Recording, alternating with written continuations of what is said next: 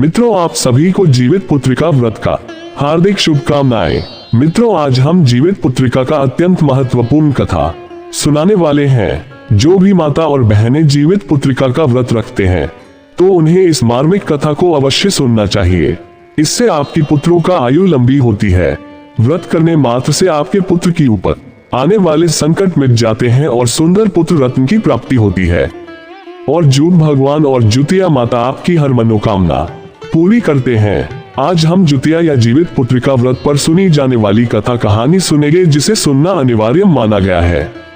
जीवित पुत्रिका का व्रत अश्विन मास में कृष्ण पक्ष को रखा जाता है। सप्तमी के दिन नहाए खाए से व्रत शुरू होता है और नवमी को जितिया का पारण किया जाता है। जीवित पुत्रिका का ये व्रत पुत्रों की आयु की वृद्धि और उन पर आने वाली संकटों को मिटाने के लिए पूरे साल में रखे जाने वाले व्रत में सबसे महत्वपूर्ण माना जाता है। इस व्रत की ऐसी मान्यता है, जो भी इसको सच्चे मन से और पवित्रता से पालन करता है, उनके बच्चे और उनके परिवार पर आने वाले सभी संकट मिट जाते हैं। मित्रों, इस पवित्र कथा का अवलोकन करने से पहले मैं माता जीती और जीवित बहन भगवान से प्रार्थना करता हूँ। हे प्रभु, जो भी इस कथा को अंत तक सुने उसके पुत्र और परिवार की रक्षा करना, और जो इस वीडियो में जय जीवित माई कमेंट करे उसकी मदद करना, और जो इस चैनल को सब्सक्राइब करे उसकी घर की गरीबी मिटा देना। मित्रों, चलो अब कथा सुनाना आरंभ करते हैं। नर्मदा नदी के किनारे एक बहुत बड़ा पुराना पाकड़ का पेड़ था और पाकड़ के ऊपर घोंसले में एक चिल चिड़िया रहती थी और उसी पाकड़ के पेड़ के नीचे एक खोरी में एक सियारिन रहती थी। दोनों में घनी मित्रता थी। नीचे से सियारिन और ऊपर से चिल दोनों आपस में बात करते रहते थे। जैसा आप जानते हैं कि सतयुग के समय में पेड़ पौधे भी वापस बात करते थे, सभी प्राणियों की भाषा समझते थे।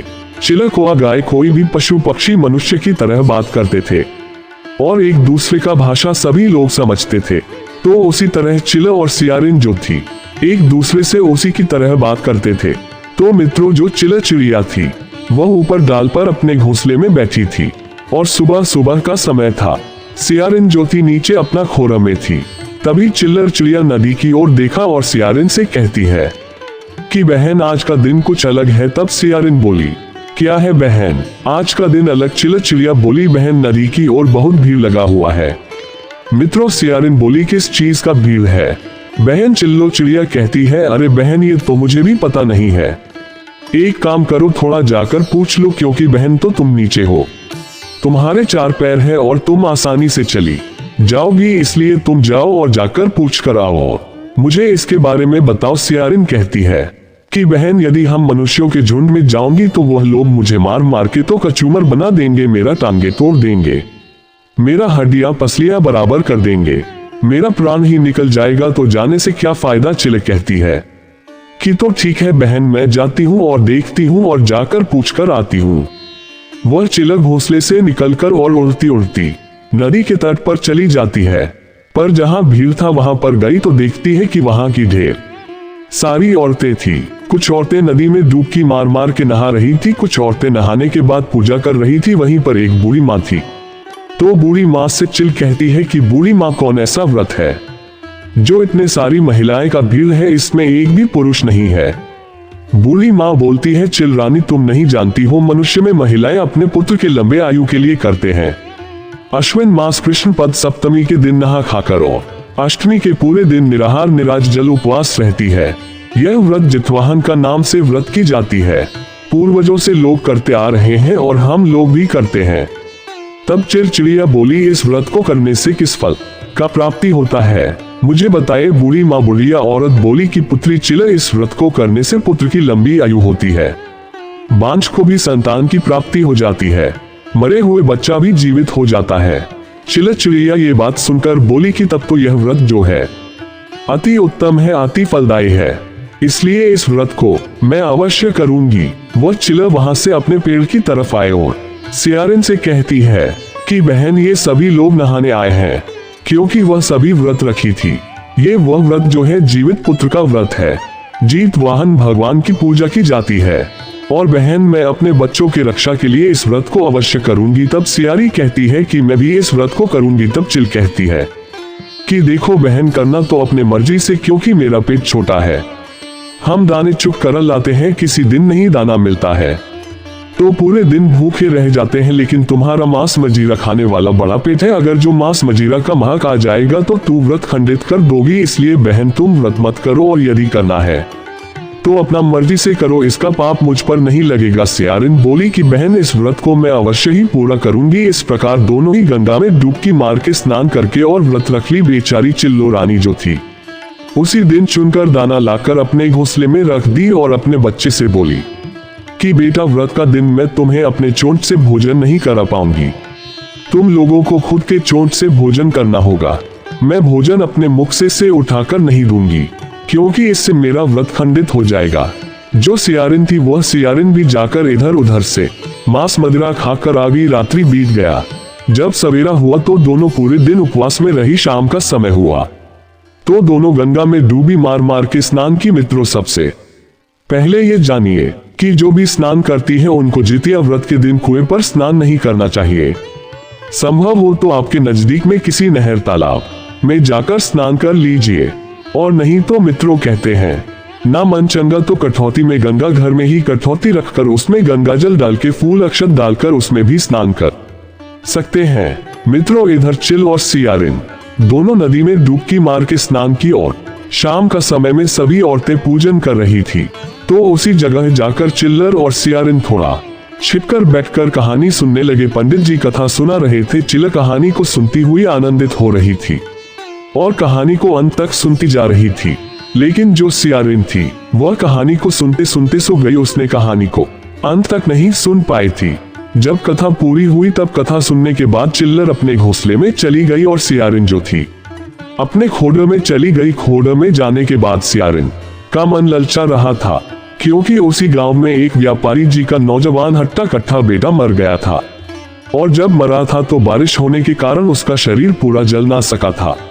आधा जला था और आधा कच्चा था, और जोरों पछुआ हवा चल रही थी और हवा के सहारे सियारिन को उसका महक लगा। प्रिय दर्शकों, जब सियारिन को महक लगी तो सियारिन का मुंह छटपटाने लगा। वह सियारिन सोचती है कि आज तो लगता है मृतघाट में कोई अच्छा व्यक्ति मरा है, मांस का महक आ रहा है, आज तो जी में भर के भोजन करूंगी। दिन भर की भूखी थी, राह चली थी। तब सियारिन चिल्लर से पूछती है, चिल्लर बहन क्या कर रही हो? चिल्लर रानी बोली, बहन कुछ नहीं, बस अपने बच्चे के पास बैठी हूँ, चारों तरफ क्या तारों और चंद्रमा को देख रही हूँ और भगवान का लीला देख रही हूँ। कुछ देर बाद फिर से सियारिन बोली, चिल्लर बहन सो गई क्या? चिल्लर बोली और कहने लगी है कि बहन अपने बच्चे के पास बैठी हूँ, भगवान का लीला देख रही हूँ, चारों कोना निहार रही हूँ, रातें काट रही हूँ, भगवान का ध्यान लगाए हुई हूँ। चिल्लर सोचने लगी कि अरे ये तो तीसरी बार पूछ रही है, लगता है कि उसके मन में कुछ तो चल रहा है। ये सब समझकर सोची कि इस बार सियारिन के बुलाने पर नहीं बोलेंगी। उसके बाद फिर से सियारी बोली, बहन सो गई या जागी हुई हो? चिल्लर ने धीरे से अपने बच्चे को बोली, कुछ मत बोलना, तुम लोग चुप रहो। इस बार चिल्लर चुप रही। प्रिय दर्शकों, चिल्लर के ना बोलने पर सियारिन को खोरा से चुपचाप से निकल गई और निकल के मृत घाट पर चली गई। इधर चिल्लर सब कुछ अपने घोंसले से देख रही थी। सियारिन मृत घाट पर पहुंचकर उस आधी जली लाश को उसने खूब लबालब खाया, पूरी मस्त होकर अपने खोर में आकर बैठ गई। यह सब देख चिल्लर देखकर मन में भगवान से कहती है कि हे भगवान, यह व्रत को खंडित किया है, इसका भगवान आश्रय पूरा मत करना। हे भगवान, छी राम राम, कितना गंदा काम किया है। व्रत में भी भोजन कर ली और बोलेगी कि हम व्रत में है। हे भगवान, मुझे क्षमा करना, ये तो गलत की है। मन ही मन सोच रही है, जिससे उसका हृदय कांप रहा है। सियारिन अपने खोर में बैठकर टीटी के पट पगड़ा लगी। उसके बाद चिल्लो कहती है कि बहन क्या पटप रही हो? सियारिन बोली, अरे बहन क्या बताऊं, भूख से तो मेरा प्राण निकला जा रहा है, मेरा पूरा हड्डियां टूट रहा है, पेट में तो उबाल मार रहा है, बस मेरा प्राण ही निकलने वाला है। भूखी इसलिए हड्डियां पटपट रहा है, प्राण मेरा लगता है निकल रहा है। उसके बाद भगवान का स्मरण करते हुए चिल्लर कहती है, वाह, मैंने तो खुद अपने आंखों से देखा कि तुमने भोजन किया है। मृत घाट पर जाके कुछ देर के बाद फिर से सियारिन पटपट लगी और चिल्लर से पूछा, अरे बहन, सुबह होने में अभी देर है क्या? चिल्लर कहती है, हाँ बहन, अभी सुबह होने में देर है, कुछ समय बाद सुबह हो जाएगी। प्रिय दर्शकों, सुबह होने के बाद सियारिन और चिल्लर दोनों गंगा जी में स्नान करने गई। सियारिन ने स्नान करने के बाद मृत घाट पर गई और बची खुची मास जाकर भोजन कर ली और चिल्लर ने स्नान करके और सुबह में जो गंगा के किनारे महिलाएं व्रत रखी हुई थी, नहाने के बाद वह व्रत कथा को सुन रही थी। वही चिल्लर बैठकर कथा को सुनकर अपना व्रत को संपन्न करने के लिए पूर्ण नियम अनुसार एक गवाले की गौशाला में गई और गौशाला में जाकर गवाला से दूध मांगी। गवाला एक प्लास के पत्ते के दोने बना के दूध दे दिए। चिल्लर दूध से अपना व्रत खोली और उसके बाद गंगा के तट पर गई। उसी गंगा के तट पर लोग प्रसादी चढ़ाए थे। वह बच्चा खुच्चा कुछ वहां पर गिरा हुआ था। प्रसाद तो चिल्लर प्रसाद अपने चोंच में लेकर घर आए और बच्चों को बोली, आओ बच्चों, तुम्हारे और अपने लिए भोजन लाई हूँ, खा लो। उनको भोजन खिलाती और आराम करती है। प्रिय मित्रों, उसके बाद समय बीतते बीतते कई वर्ष बीत गया। इसी प्रकार जब जितिया का व्रत आता, चिल्लर और सियारिन दोनों व्रत रखती और हर बार चिल्लर अपने व्रत को बार बार सही नियम और विधि विधान से करती और वहीं सियारिन व्रत रखने के बाद हर बार तोड़ देती, खंडित कर देती थी। ऐसे ही समय बीतने पर चिल्लर कहती है कि बहन, अब मेरा अंतिम समय आ गया है, मैं अपने प्राण को त्याग करने के लिए गंगा में डुबकी लगाऊंगी। तब सियारिन कहती है कि मैं भी अपने प्राण को त्यागने के लिए गंगा में डुबकी लगाऊंगी। सियारिन जब गंगा में कूदने लगी तो कहती है कि हे गंगा माता, अपने शरीर को इस जल में त्याग कर रही हूँ, लेकिन मेरा जन्म एक राजघराने में देना, एक बड़े व्यापारी के यहाँ देना, और ब्याह मेरा राज्य घराने में हो और मैं राजा की पत्नी बनूं। तब चिल्लर कहती है कि हे गंगा माता, मैं अपने शरीर को त्याग कर रही हूँ, लेकिन मेरा जन्म एक व्यापारी के यहाँ देना और मेरा ब्याह एक मंत्री के साथ हो। इस प्रकार से दोनों की मृत्यु हो गया। दोनों एक व्यापारी के घर में जन्म लिए और जो सियारिन थी उसका दूसरे जन्म में उसका नाम शीलावती और लो का नाम कपूरावती। दोनों एक ही घर में जन्म लिए। जो शीलावती थी वह बड़ी थी और कपूरावती जो थी वह छोटी थी, और दोनों पलने और बढ़ने लगी। दोनों बड़ा होने पर जो उन दोनों के पिता अपने बेटियों के ब्याह के लिए वह ढूंढने लगे। ढूंढते ढूंढते राजा के घर गए। राजा का एक बेटा था, उससे ब्याह शीलावती का तय हो गया और कपूरावती का ब्याह मंत्री के बेटे से तय हो गया। दोनों का ब्याह हो गया। दोनों फिर से एक ही जगह चली गई। एक राजा की पत्नी और एक मंत्री की पत्नी दोनों अपने ससुराल में रहने लगी।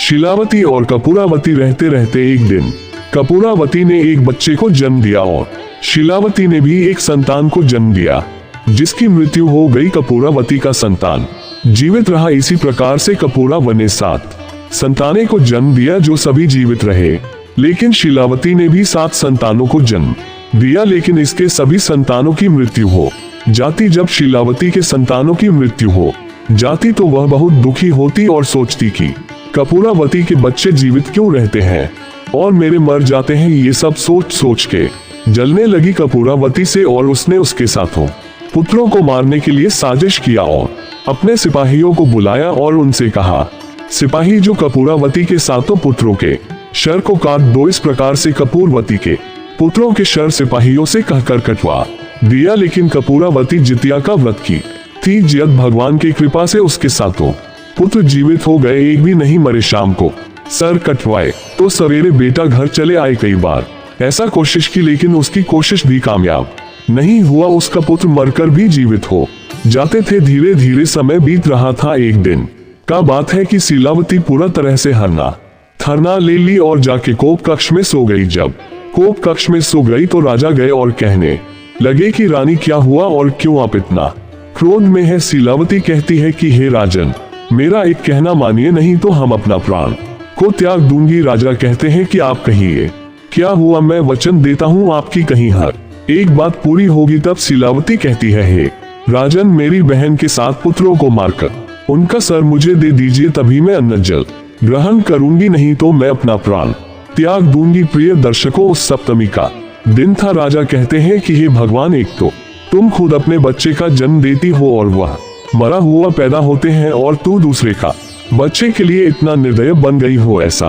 पाप हम नहीं करेंगे, भली मेरा वचन ही क्यों ना झूठा हो जाए, मुझसे पाप नहीं होगा। रानी बोली तो ठीक है, तब आप अपनी पत्नी को त्याग कर दीजिए। यह बात सुनकर राजा का दिल दहल गया और अपने शेर सेना सहित मंत्री के 7 पुत्रों को घुमाने के लिए वन में लेकर चले गए और वन में ही मंत्री का 7 बेटे को मार डाले और पत्ते से उनका शरीर को छिपा दिए और उसका गर्दन सर को लेकर और एक बोरी में बंद करके रानी को दे दिए, जो शीलावती वह 7 सरों को पिटारी में बंद कर दी और अलग अलग मोहरे बना के उसे अपने सिपाहियों से कपूरावती के पास भेज दिया। कपूरावती कहती है कि भाई मेरे घर में जाकर रख दो। कपूरावती उसको हाथ नहीं लगाई। सप्तमी का दिन था, उस दिन उसका उपवास था।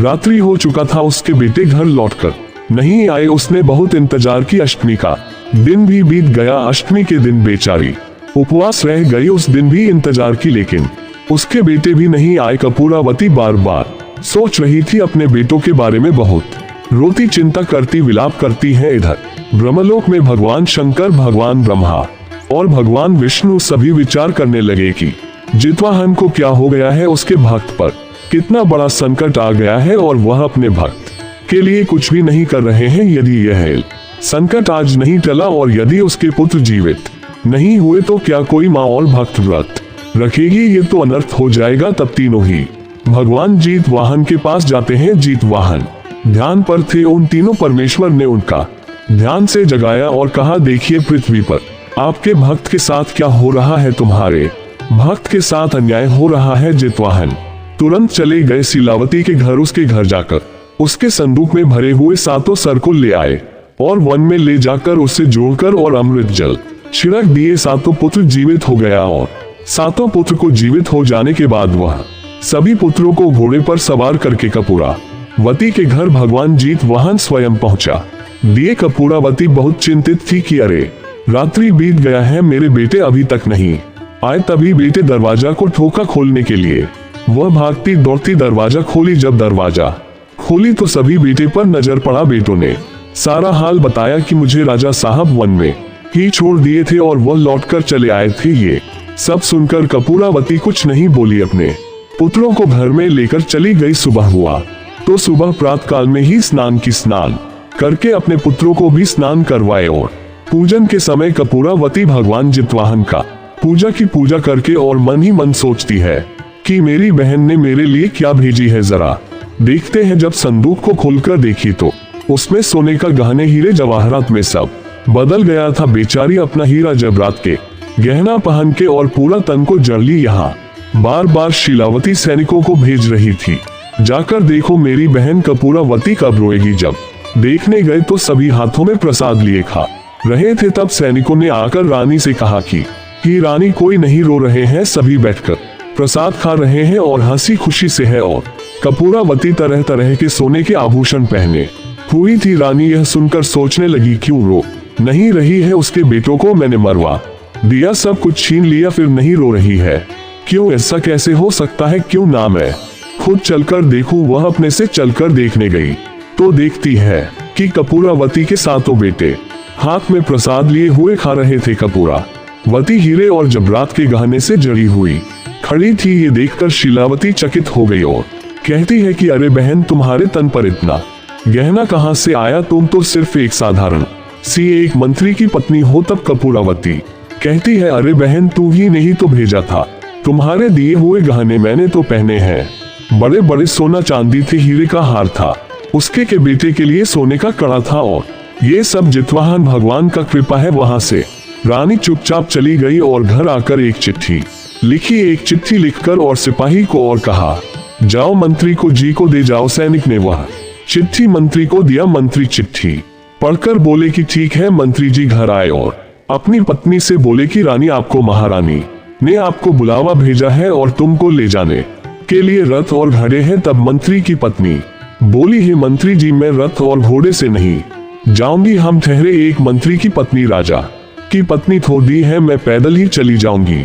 और जाकर उससे बोल दीजिए, गांव के पश्चिम में नदी के तट पर एक पीपल का पेड़ है, उसी पीपल के पेड़ के पास आ जाए और मैं भी उसी पीपल के पेड़ के पास बैठकर उसका इंतजार करूंगी। मंत्री की पत्नी अपने घर से जाकर पीपल के वृक्ष के पास बैठ गई। रानी भी उसी जगह पर गई। रानी कपूरावती से क्षमा मांगते हुए कहती है कि बहन, कौन सा व्रत करती हो जो तुम्हारा पुत्र जीवित रह जाता है और मेरा पुत्र मर जाता है? मैंने अपने ही हाथों से तुम्हारे संतानों को कई बार मारा, लेकिन तुम्हारे पुत्र मरकर भी जीवित हो जाते हैं। कौन सा व्रत करती हो, मुझे भी बताओ, और कौन सा व्रत किया है? उस व्रत के कृपा से ये सब होता है। तब कपूरावती कहती है कि बहन, अपने पूर्व जन्मों को याद करो।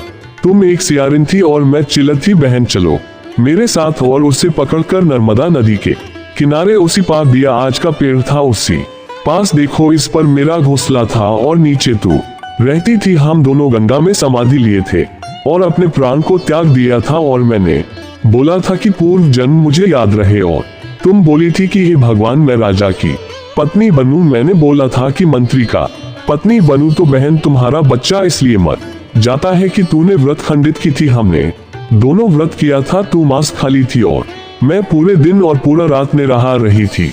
इसी कारण तुम्हें ये दंड मिला है। बहन जो भी यह व्रत सच्चे मन से सच्चे हृदय से करते हैं उनका पुत्र का लंबा आयु हो जाती है, घर में धन की वृद्धि होती है, सुख शांति मिलती है। लेकिन बहन तूने एक व्रत खंडित की थी। हाथ जोड़कर विनती करके बहन कहती है, हे बहन हम भी इस व्रत को करेंगे, मुझे विधि बता दो। बोली कि देखो बहन, हम कुश का कीर्ति बनाते हैं, जितवाहन और फलहरिया रखते हैं और उसी का पूजा करते हैं और पूरे दिन और पूरा रात निराहार निराज जल रहते हैं, एक खैर भी नहीं खोते हैं, दत्वन भी नहीं करते हैं। इसीलिए मेरे पुत्रों का आयु लंबा है और मेरा पुत्र मरकर भी जीवित हो जाते हैं। बोले ठीक है बहन, हम भी व्रत करूंगी। धीरे धीरे समय बीतने पर फिर से अश्विन मास आया। कृष्ण पक्ष का सप्तमी के दिन दोनों बहनें गंगा में जाकर स्नान करके और अष्टमी के दिन नियम अनुसार व्रत रखी। दोनों बहनों एक साथ पूजा की। व्रत तोड़ी। व्रत तोड़ने के बाद सुबह और शाम को जीती का व्रत कथा पूरे मन से सुना। धीरे धीरे समय बीतने पर शीलावती को भी पुत्र जन्म लिया तो जीवित रह गया। और फिर से कपूरावती का भी एक पुत्र हुआ। धीरे धीरे शीलावती को 2 पुत्र हो गए और सब जीवित रह गए। और कपूरावती को एक ही पुत्र फिर से हुआ तो दोनों बहनों को पुत्र जो था जीवित रहने लगा। कपूरावती को 8 पुत्र और शीलावती को 2 पुत्र और सब जीवित रह गए। तो प्रेम से बोलिए जितवाहन भगवान की जय, जितिया माई की जय। तो प्रिय दर्शकों, ये था चिल और सियारिन की कथा। इस कथा को सुनकर और चिल रानी को प्रणाम करना चाहिए, सूरज देव को प्रणाम करना चाहिए और भगवान से हाथ जोड़कर विनती करके ध्यान लगा के अपने पुत्र के लंबे आयु के लिए कामना करना चाहिए।